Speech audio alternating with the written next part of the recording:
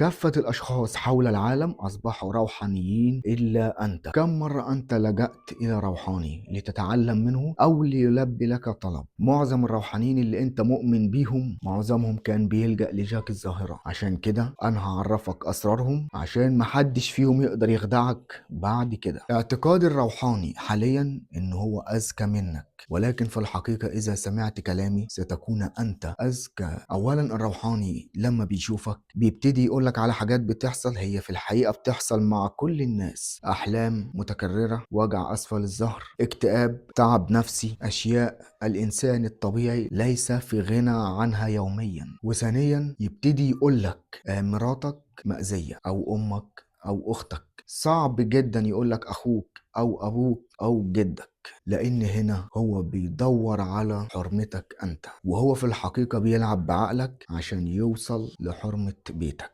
الكلام ده أنا لو ما شفتوش بعينيا مش هطلع وأقوله. الشخص ده لو أنت قلت له وريني الجن هيجيب لك أحاديث وآيات من القرآن تثبت إن الجن ما بيتشافش عشان يهرب منك. أنا صادفت واحد من الأشخاص دي وكان بيتحداني، وبالتأكيد أنا هزمته. أنا قلت له وريني الجن اللي معاك وأنا هبدأ اوريك الجن حاليا. رد وقال لي ان هو معاه خادم الحرمين. قلت له انت معاك خادم الحرمين؟ لو كلامك ده صح انا كنت قبل ما ادخل عليك هنا كنت هاخد منك الاذن وانا في اخر الشارع. رد بكل بساطة وقال لي ان الجن اللي معاه مش موجود حاليا. قلت له تقدر توريني الجن ده؟ قال لي ما اقدرش، انا مش سفلي. السفلي هو اللي يقدر يوريك الجن، انما البني ادم الروحاني العلوي ما يقدرش، لان الجن العلوي ما بيتشافش. الروحاني حابب ان هو يضحك على جاك الظاهرة، مفكرني ان انا من تلاميذه وحب يضحك عليا. قلت له امام الموجودين انا اقدر استدعي الجن وانا اللي هبدأ قبليك. النتيجة كان كما توقعت، تهرب من جاك الظاهرة. اي شخص يقولك الجن ما بيتشافش فهو شخص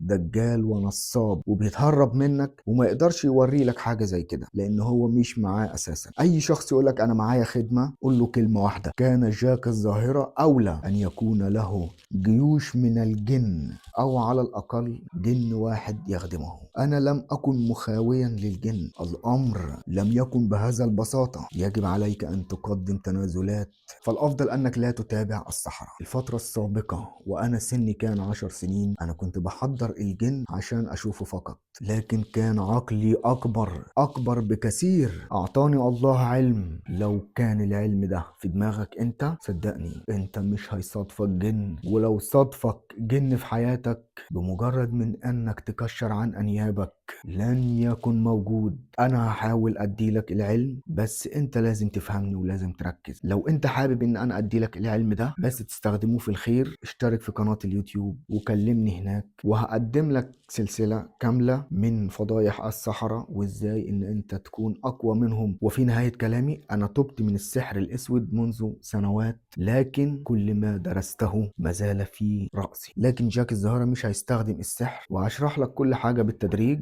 وانا مش هسيبك الا لما انت تكون من سلالة جاك الظاهرة، وستكون اقوى من جاك الظاهرة في الروحانيات.